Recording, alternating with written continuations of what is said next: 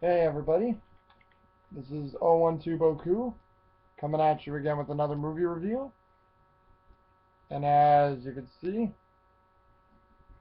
you've got a friend in me with Toy Story.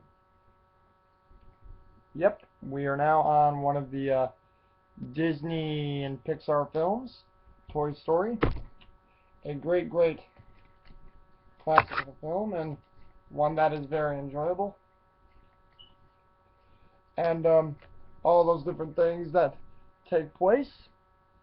And it's basically the first Disney Pixar film that was made, and I'm going to be going through quite a few of what I like to call my children's section. Now, my children's section is a little scattered about as far as film goes, and like I have some that I like to call at the beginning point of my movies, and then I have others that are sprinkled in and about the middle, which the Disney Pixar films that I have are sprinkled about in the middle because I consider those to be the better of the film things, which are a little weird because a lot of my Don Bluth pictures take place at the beginning, and it's weird how I don't consider a lot of those in the middle or near like the better pictures, but I don't know, I'm weird with my movie collection. I could just tell you guys that right now I'm pretty weird with the darn thing, which I apologize for, but that's just how it currently is. The one thing that I will say that I like about Toy Story that I'm reviewing is it's one of the first children's movies I got when I was a kid. I've had this VHS tape here for years, and it's been one of my favorites. And I'll admit Toy Story 2 is better. I do not own Toy Story 2 yet, so I will not be doing the review on Toy Story 2 and 3. I would very much like to, but don't own it yet. And as I've told you guys, I like to review the films that I have in my possession that I've owned, so when I watch them, I can have an adequate way of reviewing them. And I would just like to also mention that I did have other Pixar films that I would have liked to review, but they have gone missing at the moment. I will not say why, but I'll just say they have gone missing, and hopefully within the coming weeks and months I will obtain them and at some point do the review on them, because I know some of these films that I will review now will be out of whack. You'll see some films that'll be like not proper in order, so when I mention what order they go into, like I said, I'm weird with my collection, so they may not go in that particular order. But anyway, enough of that rambling. First off, with Toy Story, what can I say about it? The first Disney and Pixar film that they did together before they became Disney's Pixar. Disney and Pixar were in a partnership. They still are, but they sort of formed together of Disney's Pixar now, but it's was just Disney's Toy Story instead of Disney and Pixar's, films that they do. And this was the very first one they did, the first feature-length film about toys that come alive. And as you can see with a lot of the toys in there, you probably know these iconic characters, Buzz Lightyear, Woody, Bo Peep's down there, you have Ham, Mr. Potato Head, Slinky Dog, Rex, all the pretty much the main toys that, take place within the film. And once again, it was an interesting idea because who, as a kid or as a grown-up during the time this movie came around, didn't think that, what happens to our toys or possibly our belongings, like sort of going to take it to the Land Before Time or Brave Little Toaster here, where what if these creatures had more of a mind or thought that we ever gave them credit for? So it was just a cool idea to see if our toys could come alive, and Toy Story really hit on that well. And the director, John Lasseter, did a great job, and I've got to say that it's amazing what he concocted for this film. And basically as we go into, I'll do the voices now who are in this film. You have Woody, the main character, being voiced by Tom Hanks. Woody is the toy who is the main play toy of Andy, and Andy loves him. Woody's usually his hero, and all the others, are a part of his, fun or Woody's, schemes or play, and, he usually ends up saving them, and Andy just adores Woody to death. And when Woody, explains why he's the best, he takes his pride and fun with Andy very seriously because he is Andy's, favorite toy, and, he just appreciates that, and he loves that, and he loves Andy, and Andy loves him, so mutual respect. And I have to say, Tom Hanks delivered beautifully on that character. Like, you could really see how he played this weird cowboy toy, and it even looks like Tom Hanks to a T almost. So it's sort of funny how Tom Hanks really brought out that performance. And once again, just a great performance, great voice lent to it. So Tom Hanks is awesome as Woody. Going back to Buzz here. Buzz is voiced by Tim Allen. Tim Allen, tremendous voice for Buzz Lightyear. I didn't know how he was going to do as a kid, and I was amazed. I was amazed how Home Improvements, Al, or no, was it, oh, I think his name was Tim, because I'm thinking of his assistant Al, sorry.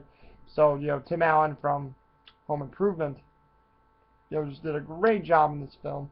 Very entertaining.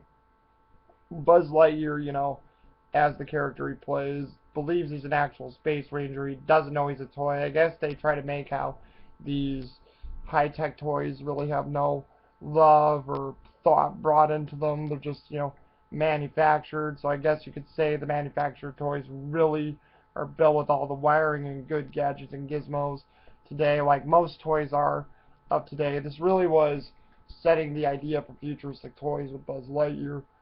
And he really doesn't know that he is a toy. He really thinks he's this galactic fighter, and it's just funny to see how Tim Allen plays this naivety up, and he really believes it, and he really fits the role as a superhero.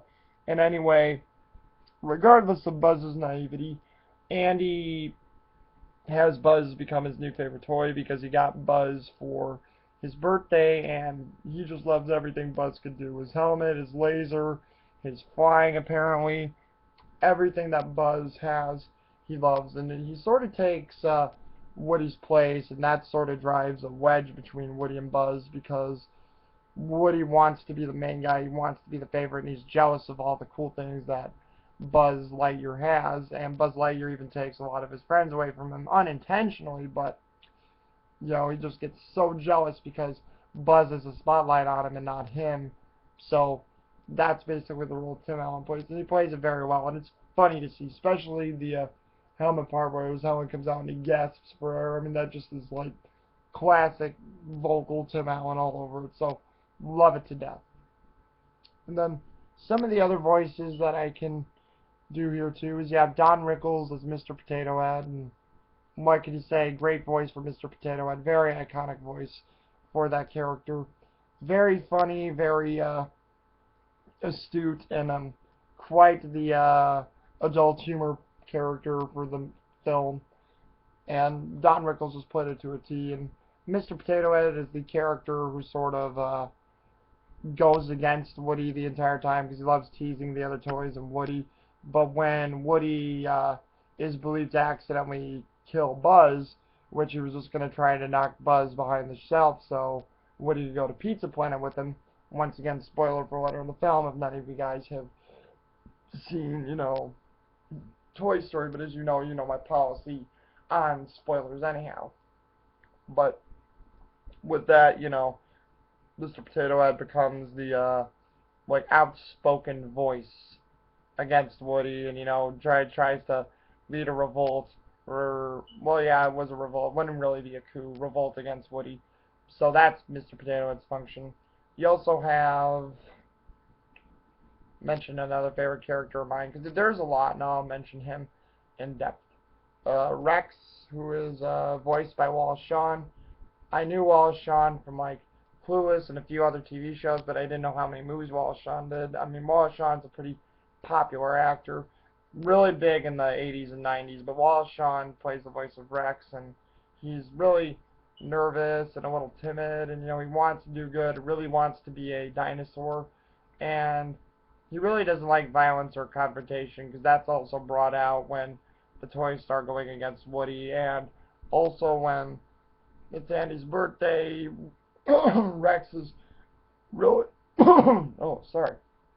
Rex is really nervous that he's going to be replaced by a better toy, and Rex takes that as rejection. So Rex is really shy, nice guy, and he just has a lot of open fears and things like that. And Wallace Shawn really lends a good voice to him. He really brings that out in the character, and it really fits well.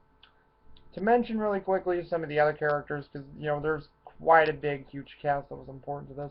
Annie Potts, who did Bo Peep from Ghostbusters fame, really nice for Bo Peep, has a thing for Woody, and her voice lends well. Jim Varney is Slinky, which is a Slinky dog, just awesome to hear Jim Varney in this film, and really cool. Once again, still sad that Jim Varney has died. I mean, because it would have been cool to see if he could, continued this character in Toy Story 3, and who knows what other Disney films or the films he could have done. John Ratzenberger as Ham, which this is his biggest role in the Pixar universe because John Ratzenberger, well, I guess you could say Wallace Shawn also falls into this too, because Wallace Shawn has done quite a few Disney and Pixar films, but John Ratzenberger is also the biggest mainstay for Disney and Pixar films because he's almost been used in every Disney and Pixar film. Like he's either had a big role or a supporting role or just a cameo role, and it's always been cool to listen and hear from his voice to see if John Ratzenberger has been in the films because his voice is almost lent to every character of the Disney Pixar universe. I mean, if I get these other films, I'll probably mention him too if you remember, like Toy Story, Ham, A Bug's Life, P.T. Flea, The Abominable Snowman, and Monsters Inc., The Miner 49er, and The Incredibles, The School of Fish and Finding Nemo. He's done quite a few others too. I can't remember what they were too, but I know he's been in almost every Pixar film, and then I think he's also in Wreck-It Ralph. I think he does a cameo in Wreck-It Ralph that I can't remember what he does, but I think he also has a cameo in that. But John Ratzenberger has been a huge, huge guy to just do these cameos for Disney and Pixar. And it's just cool to almost try to see if you can hear his voice in almost every film. Because, I mean, I know he's not in everyone, but he's pretty dang close. He's been used in a lot of films for Disney and Pixar. So that's been really cool. And overall, with Toy Story here, I mean, what can you say? I mean, once again, it's a beloved film. It's a great film about toys living and trying to respect each other and share the life of the person who loves to play with them. That's what Woody and Buzz come to grips with, is that they can share the person who loves them and they love him too. But not only that, it's also a story of Buzz coming to grips that he's a toy because during the middle of the film, when he tries to fly, he falls off a banister when he's at Sid's house and breaks his arm off, and he's just like completely dumbstruck that he's a toy, and he just doesn't want that life. He really wanted to have a life where he could help people and be a hero. And Woody has to bring him back to that too. So it's also about that as well. But overall, it's about basically Woody and Buzz being there for Andy when they need him, when he needs them. And it's just a really good story. And believe it or not, it was written by the director also, John Lasseter, and also written by all the other handful of actors. One actor that caught my attention when I was watching this film again was Joss Whedon. Yes, Joss Whedon from, the Marvel fame right now, Firefly, and science fiction fame, helped write Toy Story. That just blew my mind. Blew my mind wide open, couldn't believe it. So that was really entertaining to me.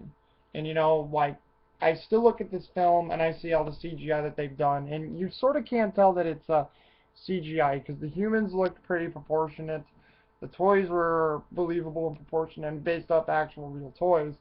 And, this film to me still looks very lifelike and still has some of the best CGI cartoon work done, I think, in it, as far as the Toy Story trilogy goes. Because in the other ones, they make them more cartoony, like, in The Incredibles or in some of the other films they've done. I think the recent film where they look, more realistic, of course, is Frozen, of course. Tangled, I think, is another one.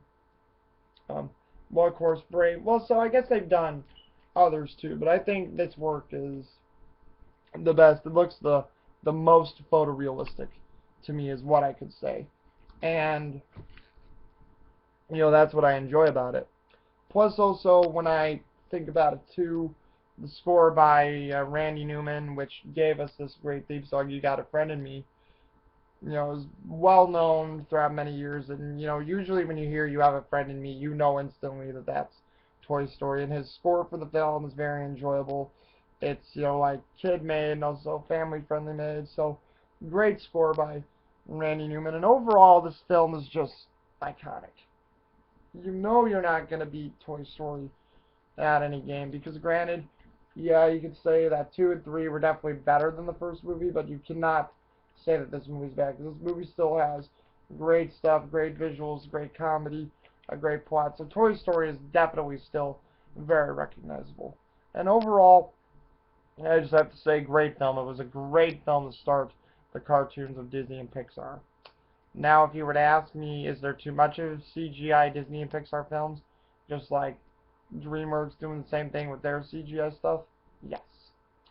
I will say yes. There have been good stuff, there has been bad stuff, but I think it's too much, because I would love to see somebody from Disney or DreamWorks or any other movie company come out with a 2D cartoon. I would love it. I don't care if they say they scan the images into the computer now after they're done being drawn. It's like, I don't care. I would still love to see a 2D film that was made in America that isn't an anime in some way. So that's what I'd love to see. And I'd love to see good artistry and artwork, not rushed crap, and not like Adventure Time caliber Bear Bears or Steven Universe or anything like that. I'd like to see really good drawn characters. But will we see that again? I don't know. I'm not sure. I hope we do, but I'm not sure. But overall, I'm gonna give Toy Story. I mean, it was good for me, but I mean, I know it's not my favorite Disney and Pixar film. That's Finding Nemo, one of the films that have went missing that I will review later. But I will have to say that Toy Story, I give a 9 out of 10. It's enjoyable, it's fun, it's got a lot of good stuff to it, great cast, so you can't go wrong with it. So I give Toy Story a 9 out of 10. And I mean, what do you guys think? Let me know what you think of Toy Story. Like, did it do anything for your childhood? Was it enjoyable for you? Did you like seeing all the toys? You know, what are the comparisons to it? Just leave me a comment and, tell me what you think. Let me know what Toy Story does for you, and if you like the film. Maybe you don't like it. Maybe you like all the other Pixar, Disney films that came after it. I know there's a lot of people who I've sort of talked to, and they didn't like Toy Story, but they love A Bug's Life. And I have to say, A Bug's Life was good. It wasn't great, it was good, but, I mean, came down to it, Toy Story was a way better film, but other than that, that's just how it is, people's opinions and whatnot. But anyway, this has been 012 Boku, and I will come at you guys again soon, hopefully, with another movie review in the coming days or weeks. Alright?